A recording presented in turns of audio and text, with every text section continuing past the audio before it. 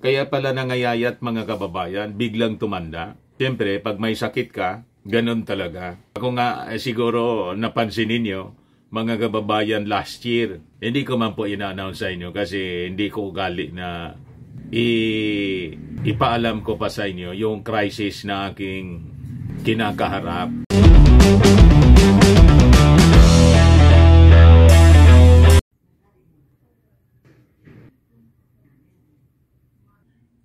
May panibagong harassment na naman mga kababayan na ginawa sa atin yung China. Di ano niya, Mr. Maravillas? Lusubin na natin. Relax lang po. Tuloy lang tayo sa pag-practice balikatan. Yung strategy po ng China, talagang pinaiinit yung ating ulo. Kaya, kalma.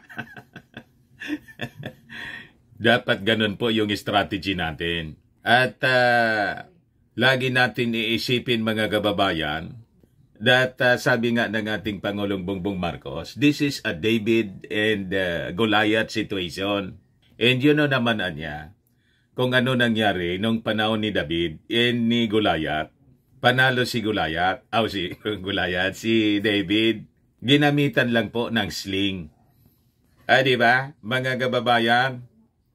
Timbuang po si Goliath na isang higanti po na Palestino at mayabang. Hindi na po nakalapit si Goliath. You know the story. So ito yung aabotin mga kababayan ng China na napakayabang po at talagang gustong ubusin ang ating pasensya.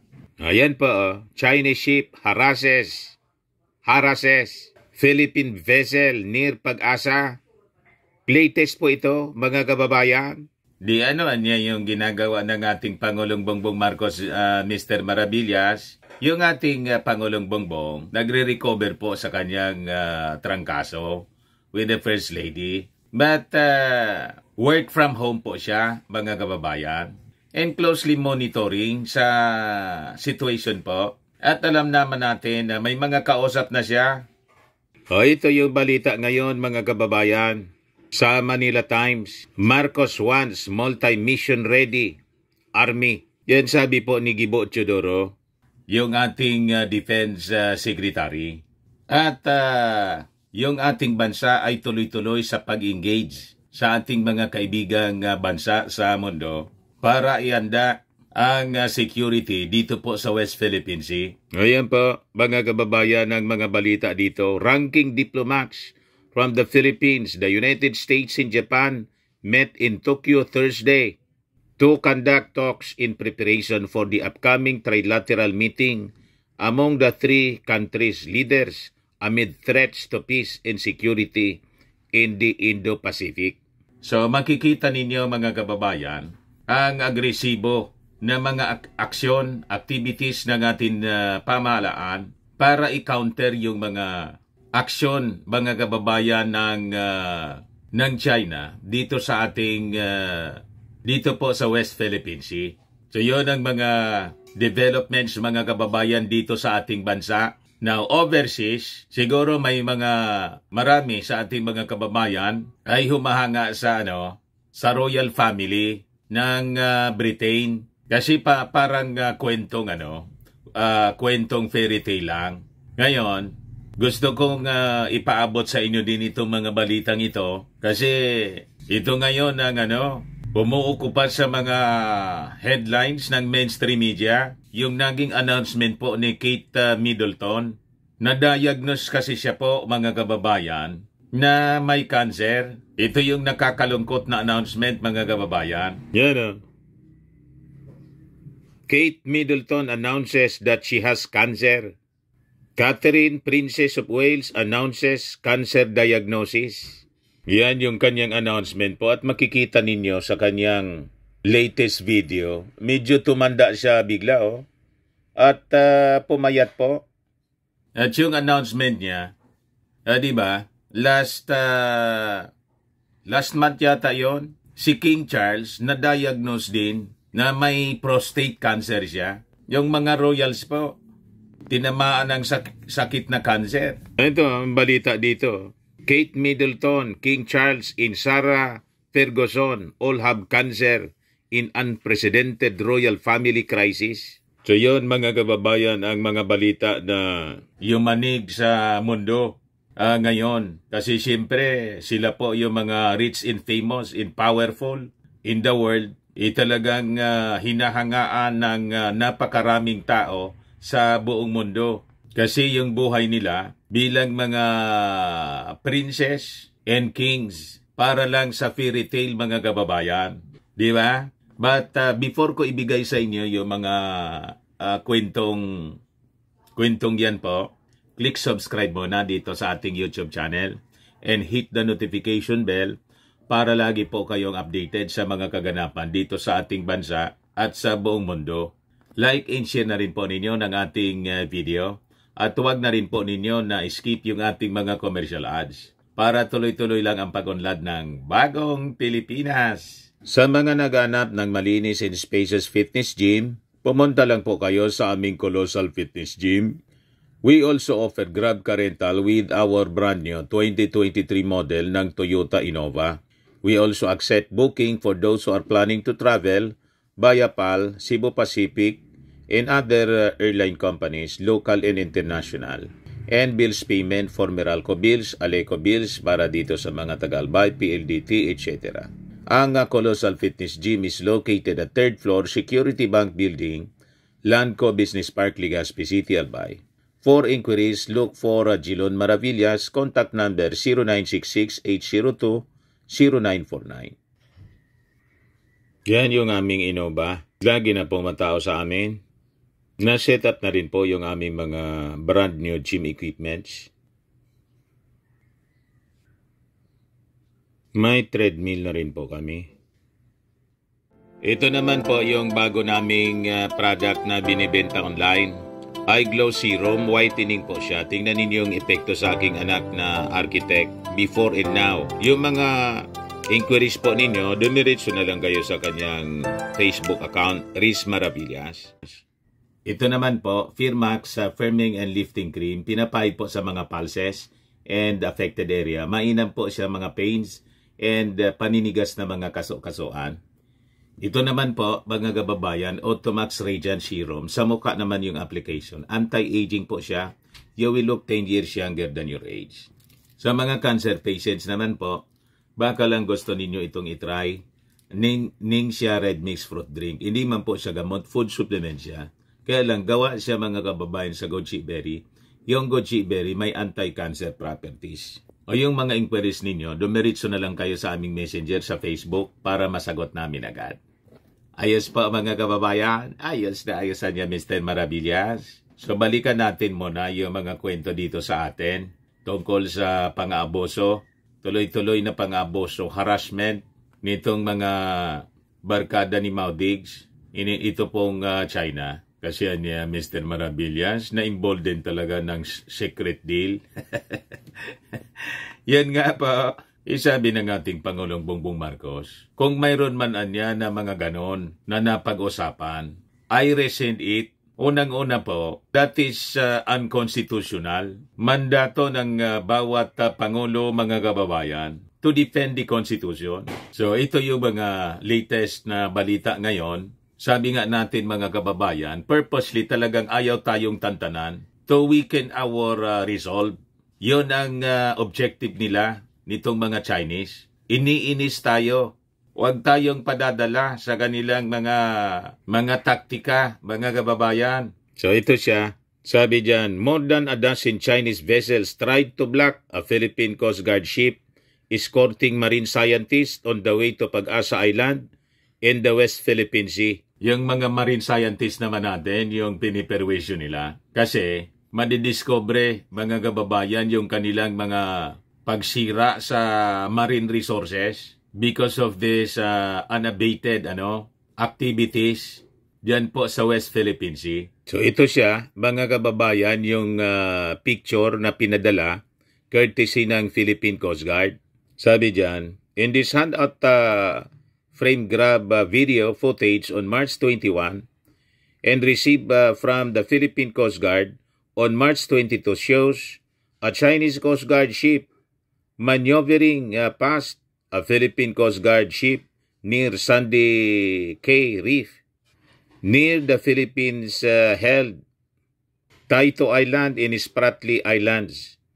In the disputed South China Sea, the Philippine Coast Guard on March 22 accused Chinese vessel of dangerous maneuvers as it attempted to block Filipino scientists from reaching a reef in the South China Sea. Ang nakakalungkotan niya kasi Mr. Maravillas, during the past administration, pati yung Philippine Coast Guard, na-infiltrate ng mga Chinese nationals kasi inayaan mismo, ni-recruit ng Coast Guard. Tinanggal na po yung 36 Chinese nationals, ginawang mga auxiliary brigade kasi nagbibigay daw ng donation. Kaya naman pala niya Mr. Maravillas, may advance information yung mga Chinese Navy kung kailan re-resupply mission yun. Yung ating mga Coast Guard and Navy, alam na alam kung kailan magsasagawa ng resupply mission doon sa mga naka-detail na mga sundalo natin sa BRP Sierra Madre. Kasi may nakatanim. Tanim Chino. Na mga Chinese nationals mismo, pinapasok ng Coast Guard as auxiliary brigade. Yung mga auxiliary brigade po, allowed sila na magsuot ng uniform ng Coast Guard. What? Kaya nga po, kailangan talaga yung malalim na investigasyon na dala sa donation po, yung ating Philippine Coast Guard. Kaya sabi ko po, tulad ng sinabi ni Congressman Asidri ng Tingog Party List, heads must roll. Kailangan may mga managot. Kung sino man yung nag-authorize mga kababayan, that of all races, pinili nila 36 Chinese nationals ang mag-serve as auxiliary brigade ng Philippine Coast Guard. Nang panahon po niya, 2 years ago. Kaya asa pa kayo na hindi ma-intercept, embedded mismo. May mga Chinese, tanim Chinese, itinanim. At ang nagtanim, Coast Guard mismo. Kaya kahit mag-deny po kayo na hindi man na niya yan mga spies, walang maniwala po sa inyo. Sinalaula ninyo mismo yung operations ng ating national security. Kinompromise ninyo. Tingnan ninyo dyan, baka mayroon pa. Kaya may advance information mismo yung mga Chinese kung kailan maglalayag tayo. Ito, in-intercept uli mga kababayan. Hinaras. So sabi dyan mga kababayan sa balita, retired United States Air Force Colonel Ray Powell, Director of Sea Light, a maritime transparency project that monitors and reports activities in the South China Sea, said the crowding of the BRP Sindangan by 15 Chinese ships was monitored by satellite on Thursday, March 21. Powell identified one of the ships as China Coast Guard or CCG 5204. Malamang may mga spies talaga. Yung mga Chinese mga kababayan. Alam nila yung galawan ng ating Coast Guard, Navy, pati ng ating mga scientists po, marine scientists, may nagbibigay ng information papunta niya doon. Ang mission niya ganito. Pero may ibang intention yan. Kaya matik po, larga agad po yung mga Chinese Coast Guard para harangin at iharas yung ating Philippine vessel. Nakita ninyo pa? Pinasok tayo po ng mga enemies. Yung enemy kasi Mr. Maravillas, nandito na sa ating bansa, matagal na, at yung ibaan niya, mga kababayan natin. Nagkipagsabuatan sa Chinese, sa China. So sabi po ni Powell, the crew of the ships were trained to take part in the direct military, paramilitary action such as the blockade of Ayungin Shoal, or the enforcement of China's claimed jurisdiction over Bajo de Masinloc or Scarborough Shoal. Powell said the remainder of the Chinese ships anya are likely Spratly backbone vessels or SBV, smaller boats that receive government subsidies to help assert Chinese sovereignty. Yung ating mga aquatic resources vessels, nandun po for environmental impact study in the area. The study aims to determine the current state of Pag-asa case following the discovery of dead corals in Sandy Cay 2 last year. So ayaw nilang madiscover yung kababoyan nilang ginagawa, yung distraction na kanilang ginagawa po ng ating mga corals diyan po sa paligid ng ating Pag-asa Island mismo, na ating territory. Yung Pag-asa Island po, parte siya ng municipality ng Kalayaan Island, province of Palawan. The marine scientists will also determine if the dumping of dead and crushed corals at Sandy Cay 2 was done on purpose. Powell said the Philippine vessels arrived on March 19 along with BRP Cabra, which left the following day. The arrival of another PCG ship of Escoda or Sabina Shoal prompted China to reinforce its Panganiban Mischief Reef Maritime Militia Fleet. Powell said that under the United Nations Convention of the Law of the Sea or UNCLOS, Pag-asa Island is covered by the 12 nautical mile territorial sea of the Philippines, which would make the presence of Chinese vessels in the area illegal. So, ganon mga kababayan, yung ginagawa ng mga Chinese sa atin. Tuloy-tuloy ang kanilang agresibong pamimirwisyo para po painain ang ating loob, mga kababayan. Tayo po sanay sa mga ganyang harassment po. At tayo, we will sustain it. Magaling po yung ating Commander-in-Chief, yung ating Pangulong Bongbong Marcos. Kaya sabi ng ating Pangulo, kailangan yung ating army niya should be multi-mission ready. Ayan po. Marcos wants multi-mission ready army. President Marcos Jr. on Friday vowed to transform the Philippine Army into a multi-mission ready, cross-domain, and capable force that could readily respond to threats to the country's sovereignty. So malinaw po yung mga balikatan natin dito at mga military exercises with America and other countries, France, Australia, talagang purposely, it is designed to defend the territory from the threat. At ang threat, direktang threat mga kababayan, galing po kay Xi Jinping.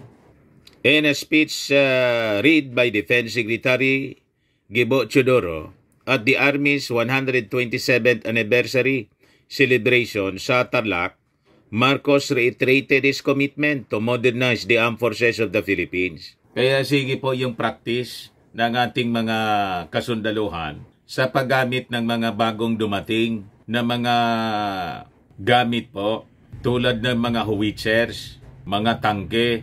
Yan po, sa manlulupig, hindi ka pasisihil kahit po yung ating mga kababaihan. Mga babae po, yung nagmamand ng tangke natin, women on top, three women of the Philippine Army pose atop of its tanks as they and the rest of the troops put on a show of the Philippine Army's defense capabilities on its 127th anniversary in Capas, Tarlac on Friday. Defense Secretary Gilbert Teodoro delivered the speech on behalf of President Ferdinand Marcos Jr., who was unable to attend for health reasons. Natrangkaso po kasi yung ating Pangulo, pati si First Lady Lisa Marcos, but recovering na po. Pinapares lang ng counting oras po. So sabi dito, as we march onward to the bagong Pilipinas that we aspire for, we need to transform our army into a multi-mission ready, cross-domain, and capable force that can effectively thwart emerging threats to our country's stability and sovereignty. That is why we continue to boost our Army's morale, efficiency, and responsiveness through continuous capacity building initiatives, rigorous training and education activities, and other meritorious pursuits, sabi ng ating Pangulo. The President urged the Army to bolster its cybersecurity capabilities. Kasi nag-intensify sila sa pananabotahe ng ating ng cyberspace. Tumindi po yung mga hacking activities at na-trace ng ating mga authorities, mga kababayan. Ang origin po, ang location, China. So sabi ng ating Pangulo, I hope that you will adapt the lessons you have learned, the best practices you have gained from joint operations and interactions with other major services of the armed forces and other foreign defense counterparts. So ibig sabihin, mga kababayan, multinational armies. So we will fight to defend our sovereignty with the help of multinational armies. Army from the American forces, from the Australian forces, Japanese, French, German, in other countries na ang tawag po like-minded nations na nire-respeto po ang desisyon ng United Nations Convention on the Law of the Sea or UNCLOS. Kasi po, lahat ng bansa, kinikilala po yung UNCLOS natin. Ang hindi lang po kumikilala, si Xi Jinping, kasi may sarili siyang batas. Yung tinatawag niyang 10-dash line, wala man pong kumikilala doon. Sila lang. You see? So sabi dyan, Marcos said, there is a need to defend the country's territory since the threat has grown. It's dangerous, Anya, for one to think in terms of when something goes wrong. We'll run to Big Brother. That's not the way we treat it at all. We do this because we feel that we have to do it. We want to do everything we possibly can together with our partners and allies to avoid the situation. This is not poking the bear. We're trying to quiet the opposite. What we're trying to do, quiet the opposite, sabi po niya. Yan yung sabi niya, mga kababayan, sa interview sa kanya, exclusive ng Bloomberg. So, panalangin natin, mga kababayan, ang ating Pangulo na makarecover na agad with the First Lady, Lisa Marcos. And we pray for the President na bigyan pa siya ng lakas at wisdom sa kanyang mga pagdidesisyon. O ngayon, dito po tayo sa big news from the royal family na bumigla sa mga maraming mamamayan sa buong mundo. Kasi siyempre, sikat na sikat po ang royal family. Maraming humahanga sa royal family. And with this news, siyempre, maraming nabigla at nalungkot. Na-diagnose po si Catherine, Princess of Wales, na may cancer po siya. Breaking, Catherine, Princess of Wales, announced on Saturday that she has been diagnosed with cancer and stated that she is in the early stages of chemotherapy.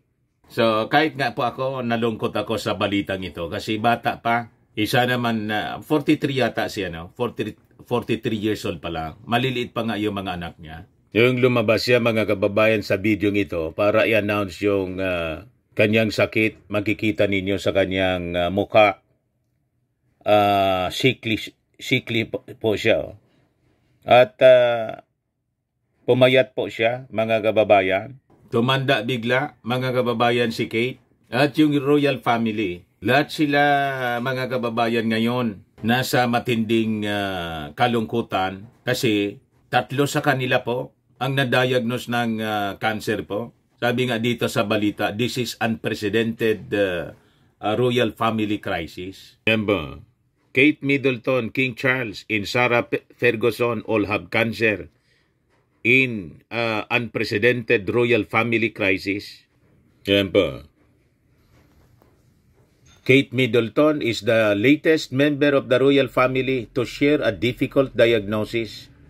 On Friday, the Princess of Wales, 42 pala, bata pa, 42 years old, announced that she is undergoing preventive chemotherapy after being diagnosed with cancer following her major abdominal surgery in January. The procedure was followed by a 13-day hospitalization before the mother of 3 was allowed to return home and continue her recovery. Kaya pala nangayayat mga kababayan, biglang tumanda. Siyempre, pag may sakit ka, ganun talaga. Ako nga siguro napansin ninyo, mga kababayan last year, hindi ko man po ina-announce sa inyo kasi hindi ko ugali na ipaalam ko pa sa inyo yung crisis na aking kinakaharap. Nagkasakit po din ako last year. Kaya kung napansin po ninyo, numipis yung mukha ko. Last year, pero ngayon bumalik na po tumaba uli ako. Ngayon, may mga nakapansin, nagre-react, Mr. Maravillas, nangangayayat ka niya. May sakit ka ba? Hindi ko man po sinasagot. Nagpagaling na lang po ako, mga kababayan. And sa tulong ng ating Panginoong may kapal, ng ating Panginoong Hesukristo, pinagaling niya po ako. And here I am now, on top of health. Di ba? Ayos na naman po. Kaya nga po, nagmabalitaan natin yung pagkakasakit ng royal family. Inalungkot din tayo. Talagang sapagkat tayo ay tao lamang. Di ba? Lahat ng tao nagkakasakit mga kababayan. Pag dumating na yung ating Panginoong Hesukristo, aalisin niya itong lahat ng sakit, pati yung pag-aaway ng mga bansa. But meantime mga kababayan, this is the reality of life. Sabi rito, the surgery was successful. However, tests after the operation found cancer had been present. My medical team therefore advised that I should undergo a course of preventive chemotherapy and I am now in the early stages of that treatment, sabi po niya sa video message. The diagnosis makes Princess Kate the third member of the royal family to be diagnosed with cancer in as many months. Nauna na po nag-announce si King Charles. May prostate po siya. Prostate cancer. So sabi dyan, 1 week, sabi dyan, the same day that the princess abdominal surgery was announced, Buckingham Palace revealed that King Charles 75 was seeking treatment for an enlarged prostate. The monarch visited his daughter-in-law at the London Clinic, the hospital where she had surgery, before his own procedure. The king left the private hospital following a 3-day stay on January 29. 1 week later, Buckingham Palace announced that King Charles had cancer, which was discovered when the king underwent his prostate procedure. So, ganon mga kababayan yung mga malungkot na balita na pinagdadaanan ngayon ng royal family. So, sabi rito, it's understood that King Charles personally informed his sons, Prince William and Prince Harry, as well as the other family members before Buckingham Palace made the public announcement. In January, a representative for Sarah Ferguson, the Duchess of York, age 64, shared she had been diagnosed with skin cancer naman po. Sabi dyan, following her diagnosis with an early form of breast cancer, this summer, Sarah, Duchess of York, has now been diagnosed with malignant melanoma. The statement read, yan po siya mga kababayan. According to the spokesperson, the Duchess of York had several moles removed and analyzed by a dermatologist while she was undergoing reconstructive surgery following her mastectomy. Subsequently, one of the moles was identified as cancerous daw. She is undergoing further investigations to ensure that this has been caught in the early stages daw. her representative explained at the time. Clearly, another diagnosis so soon after treatment for the breast cancer has been distressing. But the Duchess remains in good spirits. So yun mga kababayan ang krisis na kinakaharap ngayon ng royal family. So makikita ninyo po na tayo dito sa mundo as human beings, mayaman, mahirap, ordinary people, princess and kings, pari-parihas po ang mga posibleng kakaharapin natin. May kanya-kanya tayong laban sa buhay, mga kababayan. So, pakinggan natin ang naging statement mismo ni Kate Middleton, mga kababayan. Ito siya. Yung kanyang short statement po. I wanted to take this opportunity to say thank you personally for all the wonderful messages of support and for your understanding whilst I've been recovering from surgery. It has been an incredibly tough couple of months for our entire family, but I've had a fantastic medical team who have taken great care of me, for which I'm so grateful. In January, I underwent major abdominal surgery in London, and at the time, it was thought that my condition was non-cancerous. The surgery was successful. However, tests after the operation found cancer had been present. My medical team therefore advised that I should undergo a course of preventative chemotherapy, and I'm now in the early stages of that treatment. This, of course, came as a huge shock, and William and I have been doing everything we can to process and manage this privately for the sake of our young family. As you can imagine, this has taken time.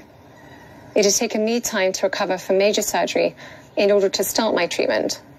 But most importantly, it has taken us time to explain everything to George, Charlotte and Louis in a way that's appropriate for them and to reassure them that I'm going to be okay. As I've said to them, I am well and getting stronger every day by focusing on the things that will help me heal in my mind, body and spirits. Having William by my side is a great source of comfort and reassurance too, as is the love, support and kindness that has been shown by so many of you. It means so much to us both. We hope that you'll understand that as a family, we now need some time, space and privacy while I complete my treatment. My work has always brought me a deep sense of joy, and I look forward to being back when I'm able. But for now, I must focus on making a full recovery.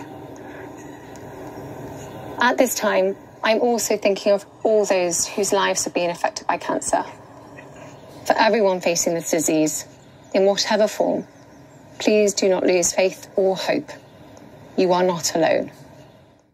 So yan po, mga kababayan, na pakinggan ninyo yung message ni Catherine, Princess of Wales. Official announcement niya mismo sa kanyang pagka-diagnose po ng cancer. Pero sabi niya, nasa early stages pa man lang po. O po si yung page ni Kate Middleton, nag-post po siya ng prayer. A prayer for Her Royal Highness, the Princess of Wales. Gracious God, we pray for the continued recovery of the Princess of Wales, for her husband and for their family.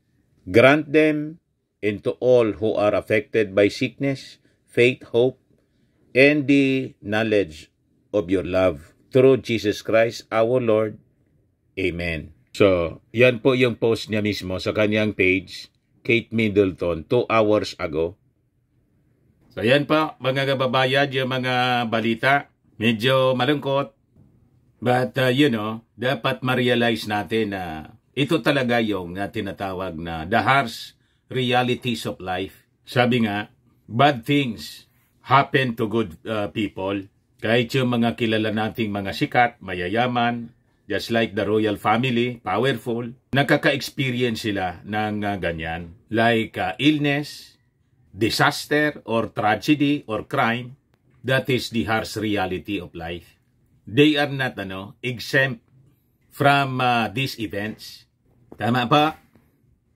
So ipanalangin na rin po natin ang kagalingan po ng royal family at sa lahat po ng may mga sakit tulad ng sinabi po ni Kate Middleton sa buong mundo.